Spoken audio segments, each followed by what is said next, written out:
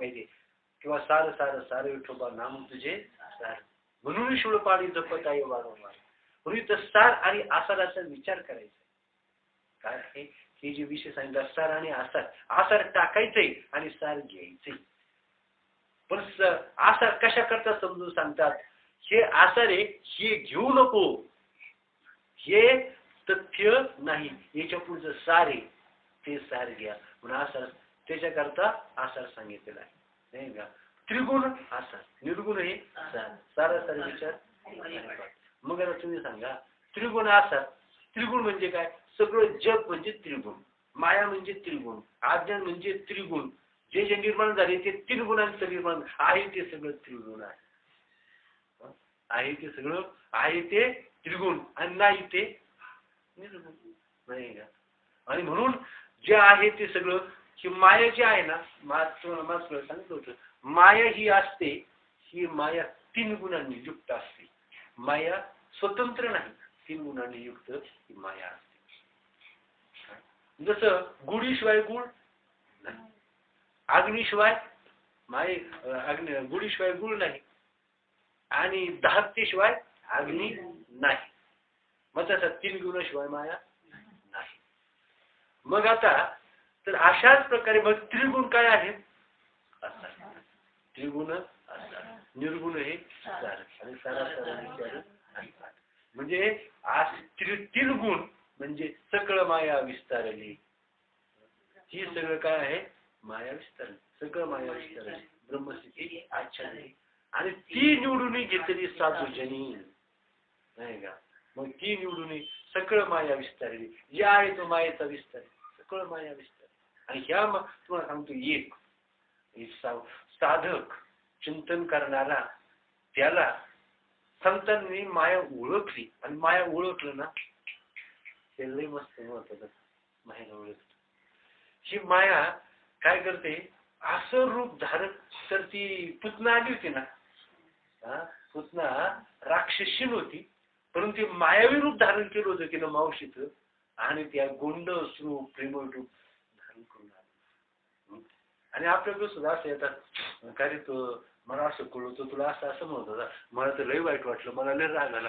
हा तू म्हणला होता. मग आता हा तो इतकं प्रेम धारण करतो पण त्याचा उद्देश काय असतो खरं त्याला काय करायचं तापून द्यायचं. तापून द्यायचं म्हणजे तो तापला त्याला चार शिव्या दिल्या हे असं झालं त्याचं काम झालं.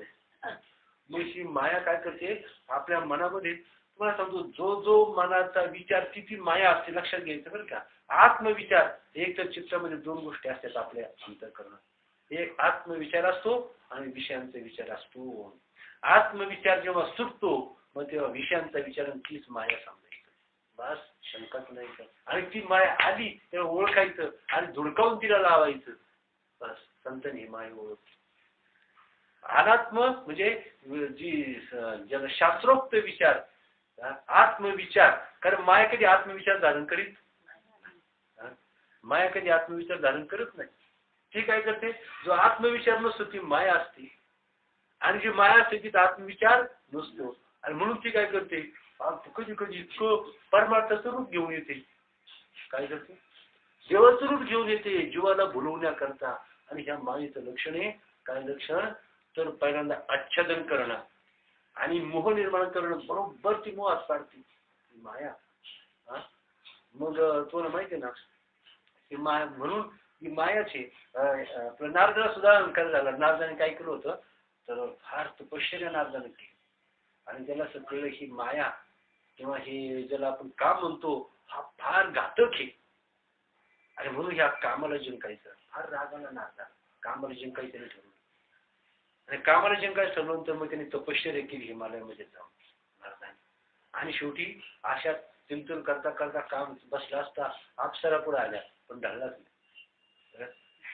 ढळलाच नाही. अप्सरा आल्या वाईट नृत्य करून गायन करून निघून गेल्या. शेवटी म्हणला कामाला जिंकलो. फार आनंद झाला. म्हणला काम मोठा म्हणला एवढ्या अप्सरा आल्या एवढा काम अकराळ विक्राळ भयंकर रूप मोठ्या कसून आला. सगळं शक्तीनिशी आला पण मी कामाला परतून लावलो. फार आनंद झाला. कामाला जिंकलो. भगवान शंकराची गाठ पडली. त्यांना सांगितलं म्हणे मी असं असं झालं तपश्चर्याला बसलो परंतु काम मात्र मी जिंकला, कामाचं काही चालू दिलं नाही. शंकर म्हणले बाबा तू मला म्हणला ते बरं झालं पण श्री हरीला तरी असं म्हणू नको. त्याला माहित होतं कारण देवाला माहिती श्री हरीला तरी म्हणू नको. आता मी जास्त सांगत नाही पण त्याला आता काय दम निघतो का त्याला. देवांचे गाठ पडल्याबरोबर लगेच श्री हरीचं नारदाने शंकराने सांगितलं पण याला कुठे विचार आहे. भगवंताची गाठ पडली श्रीयांची गाठ पडली. श्री हरीने सांगितलं म्हणलं असं असं झालं आणि म्हणे ते मी तपश्चर्याला बसलो आणि तो काम आला मोठ्या तयारीविषयी आला मी त्याला परतून लावलो कामाला जिंकलो. पुढचा तो प्रकार मी आता सांगत तुम्हाला माहित असेल. मग ते पुढं ते शाप नाही दिला का त्याला नारदाला. तिने एक नगरी तयार झाली त्या नगरीचं मध्ये काय होती ते राजकन्या होती आणि तिला नारदाला कामाला जिंकलं ना पण नारद त्या नगरीमध्ये गेला आणि ती राजकन्या सहज त्यानं पाहिली. मला काय नाही मला जेवढ्याचा अर्थ हिच्यावर लग्न केलं तर खरं नाही ते मेलेलं बरं जगण्याचा अर्थ नाही. हा कसा करता नारायण नारायण करी संचय करीत असतात गेला पुढं आणि म्हणून त्या नगरीमध्ये काहीतरी चालला होता उत्सव हा सहज तिथे गेला. राजानं नारद महर्षी आले म्हणून दर्शन घ्यायला गेले. मुलीलाही म्हटले आज तुझं आता तो स्वयंवर आहे नारद महर्षी आले दर्शन घे. तिला दर्शन घ्यायला बरोबर नारदाने तिला पाहिलं ज्यानं काम जिंकला होता ही तिला कोणाची होती भगवंताची लीला होती ही माया. आणि म्हणूनच आता काय आहे तर ही माया जिंकणं तर मोठी भवन बाबा गेला माहिती भाऊ नदी पहिलं तरी हारी बाजरी मुरली नदी भरली यमुना कशी जाऊन लुटून जाऊना मुरली बाजरी ही भाऊ नदी म्हणतात ही माया नदी म्हणतात.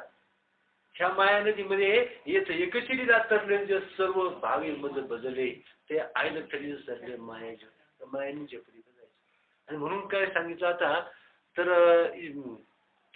विशेष मी ब्रह्म हे तुम्हाला सांगतो. मी ब्रह्म हा बोध एकदा दृढ झाला ब्रह्मस्थितीवर आरूढ होईपर्यंतच शिवाजी महाराजांनी सांगितलं बाजीप्रभू म्हणणं काय तर मी पन्हाळगडावर जातो आणि पन्हाळगडावर गेल्यानंतर काय करतो तर सर मी तिथं पोचले 3 तोफा देतो आणि त्या 3 तोफा मिळाल्या मग ती घोडखिंड पाऊणखिंड होती ना मग सिद्धीजवळचं सैन्य तिथं बाजीप्रभूने काय केलं थोपून धरलं. हा आणि त्या बाजीप्रभूने हाताला खिंडीमध्ये सैन्य थोपून धरलं. घायाळ झाला होता जखमी झाला होता लढत होता पण लक्ष लागलं होतं त्याच्या पन्हाळगडावरच्या 3 तोफांचा आवाज अजून येत नाही तोपर्यंत प्राण धारण केले. जखमी झाला हात तुटले पाय तुटले रक्त भांबाळ झाला तरी लढत होता पण ज्यावेळेला 3 तोफांचा आवाज ऐकला लगेच प्राण सोडला नाही का बाजीप्रभू. मग तशा प्रकारे काय सांगायचं होतं की तोपर्यंत त्यानं प्राण धारण केला होता नाही का. याच्याकरता काय सांगतो तुम्ही आता असं म्हणून ही बहुनजी तरुण जाणं ही गोष्ट कशी म्हणून तो आत्मबोध इथं आपला दृढ झाला. आत्मबोध आपल्याला दृढ करायचा आहे आणि त्याच्याकरता आत्मबोधच दृढ करा की एकदा केला ना मग पुढचा नाही. आणि म्हणून इथं तर जीव आणि ईश्वर आता पहा हे ज्ञान समजून सांगण्यासाठी मागच्या आपण पाहिलं भगवंतांनी 4 भाग सांगितले. एक जीव नाही का जीव चैतन्य आत्मचैतन्य ईश्वर चैतन्य ब्रह्म चैतन्य.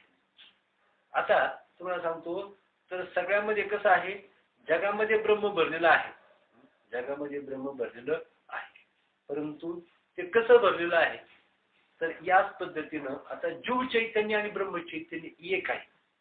जीव चैतन्य ब्रह्म चैतन्य एक आहे आणि आत्मचैतन्य ब्रह्म चैतन्य एक आहे. आत्मचैतन्य ब्रह्म चैतन्य मुळातच एक आहे.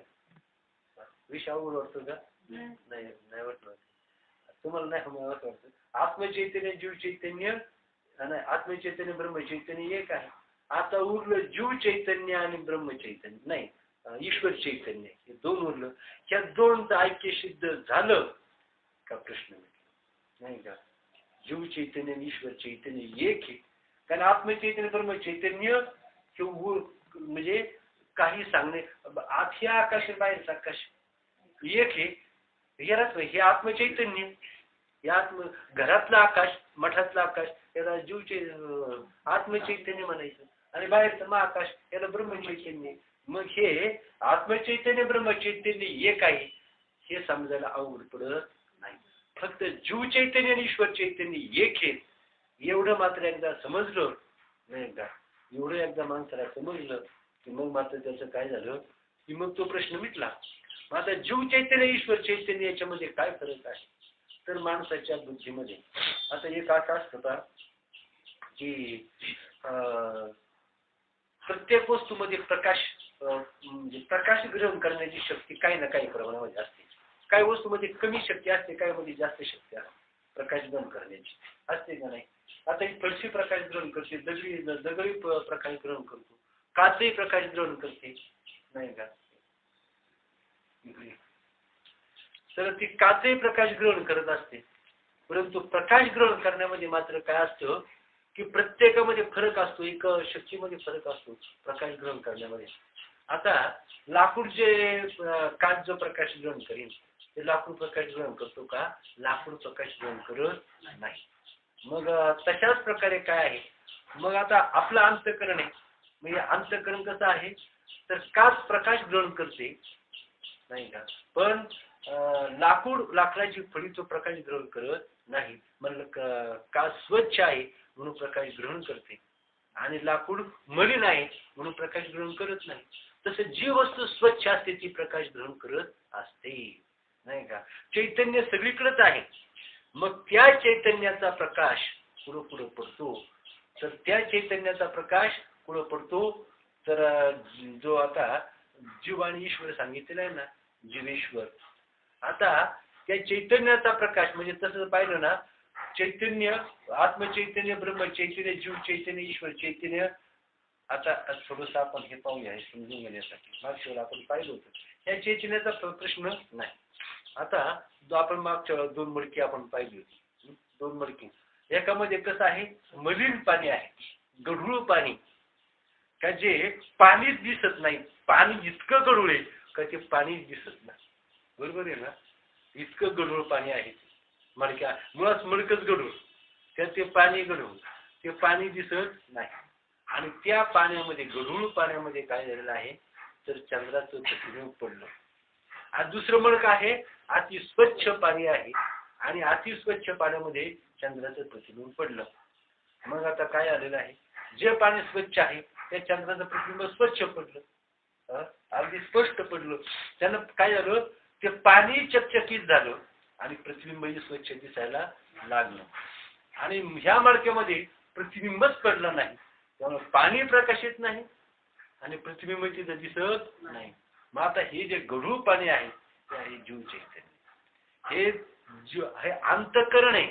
हे अंतःकरण जसं सूर्याचा प्रकाश सर्वत्र पडतो परंतु सगळ्या वस्तूचा प्रकाश ग्रहण करत नाही, तसं आत्म्याचा प्रकाश सगळीकडे पडतो परंतु सगळेच तो प्रकाश ग्रहण करत नाही. मग अंतःकरण प्रकाश ग्रहण करतं. मग ईश्वराचं अंतःकरण स्वच्छ आहे. ईश्वराचं अंतःकरण स्वच्छ पाण्याचं मडकं, अतिस्वच्छ पाण्याचं मडकं, म्हणून त्यानं तो प्रकाश पूर्ण ग्रहण केला. आणि हे सुद्धा अंतःकरण अशुद्ध गढूळ पाणी आहे आणि म्हणून काय केलेलं आहे त्यानं ईश्वराचा प्रकाश काय केलेला आहे ग्रहण केलेला नाही. मग आता हे काय झालं, गढूळ पाणी जीव चैतन्य, याच्यामध्ये प्रतिबिंब पडलंय नाही का, परंतु प्रतिबिंब कसं आहे ते गढूळ आहे, अस्पष्ट आहे. आणि त्याच्यामध्ये प्रतिबिंब आहे ते कसे स्वच्छ आहे. आता दुसरा फरक पहा, म्हणजे जीव चैतन्य. आता फरक कशामध्ये आहे, बिंब एकच, याच्यामध्ये प्रतिबिंब आहे आणि त्याच्यामध्ये प्रतिबिंब आहे. परंतु ते आता ते जे स्वच्छ जे प्रतिबिंब आहे ना तर त्याची ती ईश्वराची उपाधी आहे. आता उपाधी माया काय करते पहा, माया ती आवरण करते, 2 कामं करते माया. एक आवरण करते आणि काय करते मोह निर्माण करून त्याला काय करते का ताब्यात घेते, त्याला मोह निर्माण करून त्याला ताब्यात घेते, त्याला आधीन करून ठेवते. हा शब्द चांगला आहे. त्याला मोह निर्माण करून आधीन करून घेते. आता माहिती हे 2 लक्षण आणखी बरं का. पहिलं काम आवरण करायचं तुम्हाला माहिती आहे.